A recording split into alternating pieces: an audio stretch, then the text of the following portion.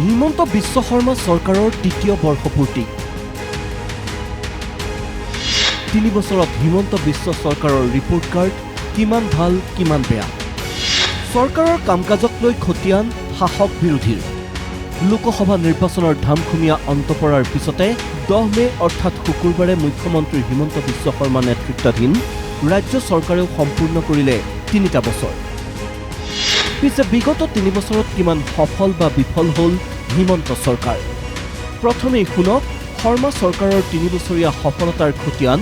2 BJP বিধায়ক সুশান্ত বৰগোহাঁই আৰু তৰংগ গগৈৰ মুখেৰে অহা 10 বছৰত অসম ভাৰতবৰ্ষৰ শ্ৰেষ্ঠ ৰাজ্য হ'ব আগন্তুক 2 বছৰত আৰু দুগুণ কাম কৰিব চৰকাৰে 3টা বছৰত আমাৰ অসমখনে যেনে ধৰণে আগবাঢ়িব লাগিছিল প্ৰায় তাতকে যথেষ্ট আগবাঢ়ি গৈছে আৰু আমাৰ ইয়াতে যোৱা এটা বছৰত আপোনালোকে দেখিছে যে আমাৰ নিবনুৱা সমস্যা সমাধানৰ কাৰণে বিশেষকৈ অকল চৰকাৰী চাকৰিৰ ভাৱে নহয় আৰু যিসকলে আজি গাঁৱৰ ভিতৰত থাকি পেলাই তেওঁলোকে ব্যৱসায় বাণিজ্য আৰম্ভ কৰিম বুলি ভাবিছে সেই সকলোকো মুখ্যমন্ত্ৰীৰ স্বনিয়োজন আঁচনিৰ যোগেদি তেওঁলোকক যাতে ভৱিষ্যতে আগবঢ়াই দিব পাৰে তাৰ বাবে চৰকাৰখনে ব্যৱস্থা লৈছে আৰু ইয়াৰ উপৰিও আমাৰ আন্তঃগাঁথনি উন্নয়নৰ ক্ষেত্ৰত যথেষ্টখিনি কাম কৰিছে আৰু আমাৰ যিসকল মহিলাই আজি গোটৰ যোগেদি তেওঁলোকে আত্মনিৰ্ভৰ হ'ব খোজা দেখা পোৱা গৈছিলে সেই সকলকো কৰোনা মহামাৰীৰ সময়ৰ পিছতে তেওঁলোকৰ সমুদায় ঋণ মাফ কৰি দিয়াৰ উপৰিও নতুনকৈ চৰকাৰে তেওঁলোকৰ যোগেদি আকৌ তেওঁলোকৰ উপাৰ্জন আৰু উৎপাদন আৰু উপাৰ্জনমুখী যাতে হ'ব পাৰে তাৰ বাবে এই চৰকাৰখনে সামূহিকভাৱে বহুখিনি সিদ্ধান্ত লৈছে যাৰ যোগেদি অহা 10টা বছৰৰ ভিতৰত অসমখন ভাৰতৰ এখন শক্তিশালী ৰাজ্য হোৱাৰ এটা আমি আশা কৰিব পাৰোঁ সঁচাকৈ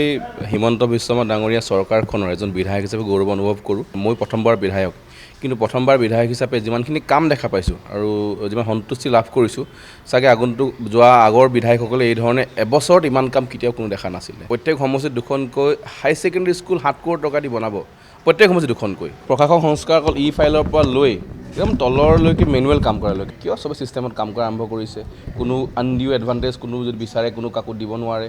চাকৰি ক্ষেত্ৰত সকলোৱে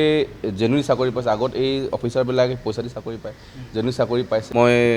আশাবাদী যে এই আগন্তুক 2 বছৰত আৰু ইয়াতকৈ দুগুণ কাম হ'ব আনহাতে শাসক পক্ষৰ এনে সন্তুষ্টিৰ বিপৰীতে হিমন্ত বিশ্ব শৰ্মা চৰকাৰৰ 3 বছৰীয়া কাৰ্যকালক লৈ তীব্ৰ অসন্তুষ্টি প্ৰকাশ কৰিলে ৰাজ্যৰ কেইবাজনো বিৰোধী নেতাই AIDF প্ৰধান মৌলানা বদৰুদ্দিন আজমলৰ মন্তব্য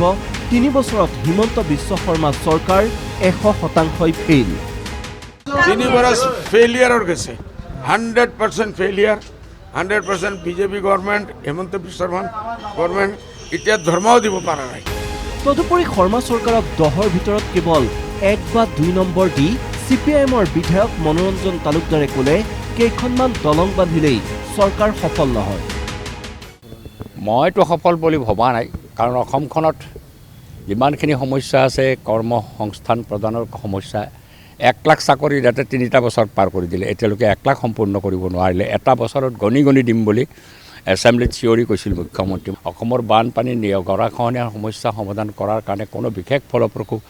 আঁচনি ৰূপায়িত হোৱা বুলি মই ভবা নাই কেইখনমান দলং বান্ধিয়ে যদি কোনোবা এখন চৰকাৰে সফলতাৰ দাবী কৰে মই সফলতাৰ দাবী নকৰোঁ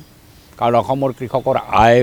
দুগুণ কৰাৰ কথা আছিল কৃষকৰ আয় কমিছে বজাৰত প্ৰায় জুই লাগিছে দ্ৰব্যমূল্য বৃদ্ধি ভয়ংকৰভাৱে বাঢ়িছে ঔষধ পাতিৰ যিটো দাম এই দামত মানুহ জুৰুলা হৈছে মানুহৰ দৈনন্দিনৰ জীৱন নিৰ্বাহটো দুৰ্বিবহ হৈছে